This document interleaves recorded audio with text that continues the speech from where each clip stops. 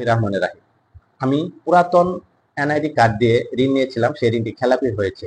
এখন আমি নতুন স্মার্ট কার্ড দিয়ে যদি ঋণ নিতে যাই, তাহলে আমার সেই পুরাতন ঋণের তথ্য কি নতুন সিআইবি রিপোর্টে আসবে কিনা, এরকম প্রশ্ন করেছিল আমার এক গ্রাহক। এর উত্তরটি এই ভিডিওটির মাধ্যমে আমি দেওয়ার চেষ্টা করব।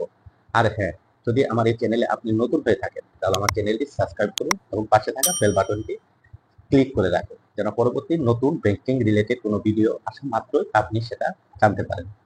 এখন আসা যাক প্রশ্নটি আবার বলি যে আমি পুরাতন এনআইডি কার্ড দিয়ে ঋণ নিয়েছিলাম, সেই ঋণটি খেলাপি হয়েছে। এখন নতুন এনআইডি কার্ড স্মার্ট কার্ড দিয়ে যদি আমি কোনো ব্যাংকে ঋণ নিতে যাই, তাহলে কি আমার পুরাতন ঋণের তথ্য এই সিআইবি রিপোর্টে প্রদর্শিত হবে কিনা। এখন সিআইবি রিপোর্ট আমরা যখন করি তখন হলো এনআইডি কার্ড দিয়ে করেছিলাম, কিন্তু নতুন যে সিস্টেম এসেছে সিআইএস, যেখানে এনআইডি কার্ড এবং স্মার্ট কার্ডকে লিঙ্ক করানো হয়েছে।